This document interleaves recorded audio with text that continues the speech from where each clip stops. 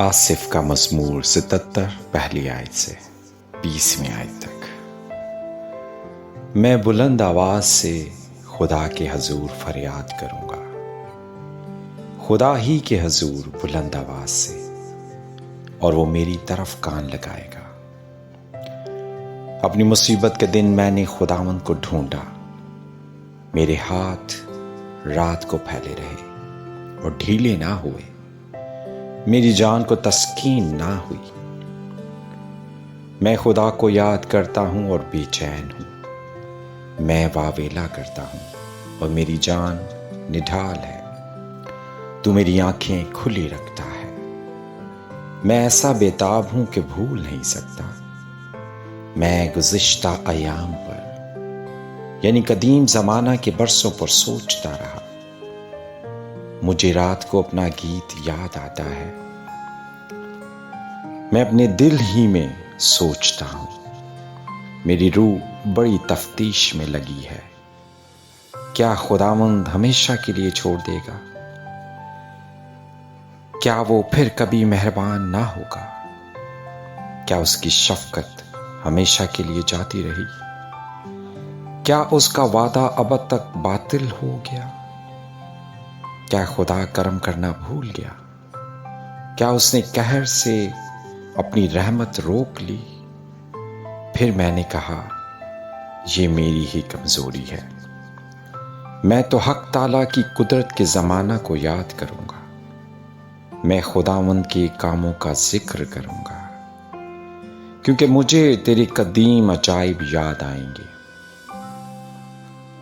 میں تیری ساری سنت پر دھیان کروں گا اور تیرے کاموں کو سوچوں گا۔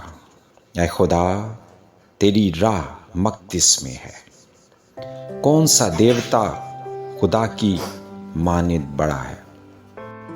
تو وہ خدا ہے جو عجیب کام کرتا ہے۔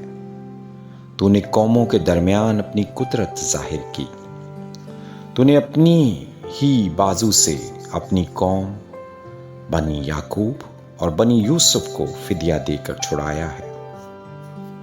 اے خدا، سمندروں نے تجھے دیکھا، سمندر تجھے دیکھ کر ڈر گئے، گہراؤ بھی کانپ اٹھے، بدلیوں نے پانی برسایا، افلاک سے آواز آئی، تیرے تیر بھی چاروں طرف چلے، بھگولے میں تیرے رعد کی آواز تھی، برق نے جہان کو روشن کر دیا۔ زمین لرزی اور کانپی، تیری راہ سمندر میں ہے، تیرے راستے بڑے سمندروں میں ہیں، اور تیرے نقش قدم نامعلوم ہے۔ تو نے موسیٰ اور ہارون کے وسیلہ سے گلہ کی طرح اپنے لوگوں کی رہنمائی کی۔ آمین۔ مقدس ایوب کی کتاب 5واں باب 8ویں آیت سے 27ویں آیت تک۔ لیکن میں تو خدا کا ہی طالب رہوں گا اور اپنا معاملہ خدا ہی پر چھوڑوں گا، جو ایسے بڑے بڑے کام جو دریافت نہیں ہو سکتے اور بے شمار عجیب کام کرتا ہے۔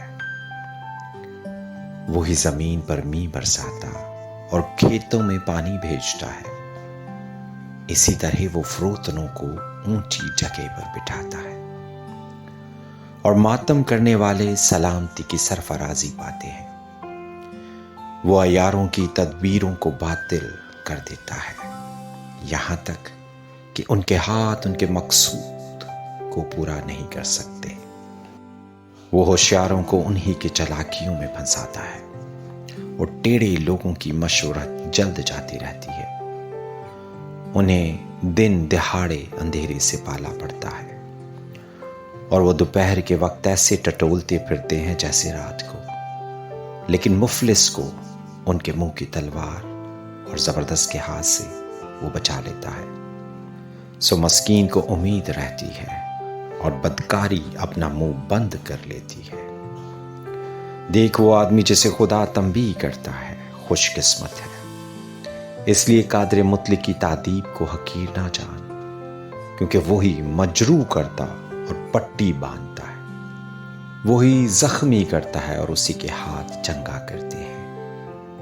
وہ تجھے 6 مصیبتوں سے چھڑائے گا، بلکہ 7 میں भी कोई आफत तुझे छूने ना पाएगी।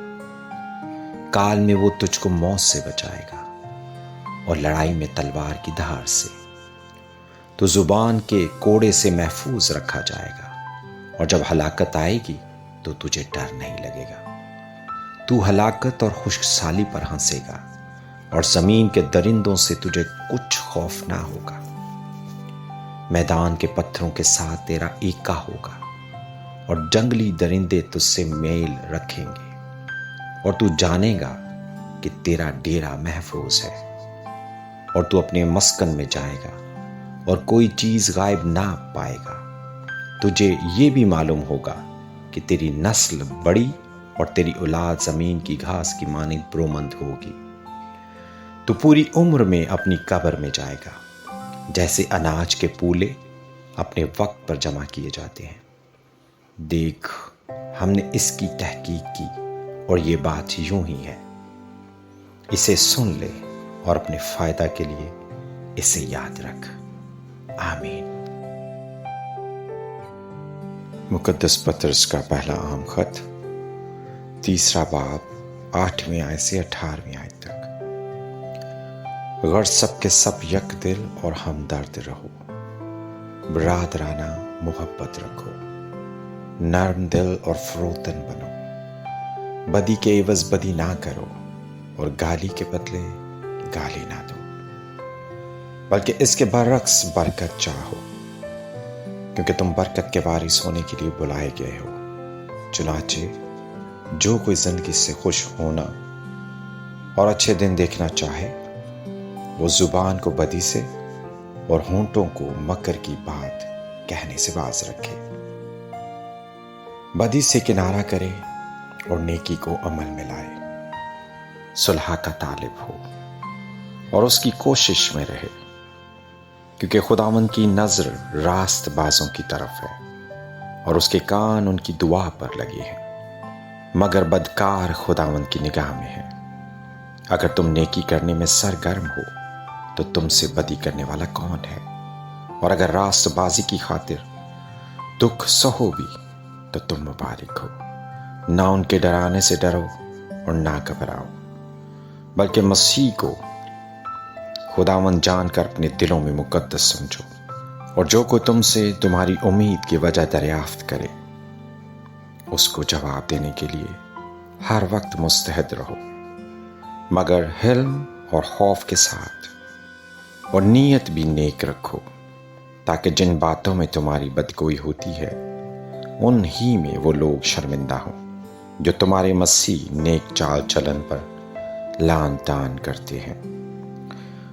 क्योंकि अगर खुदा की यही मर्जी हो कि तुम नेकी करने के सबब से दुख उठाओ, तो ये बदी करने के सबब से दुख उठाने से बेहतर है। इसलिए कि मसीह नबी यानी रास्तबाज ने नारास्तों के लिए गुनाहों के बाइस एक बार दुख उठाया, ताकि हमको खुदा के पास पहुंचाए। आमीन।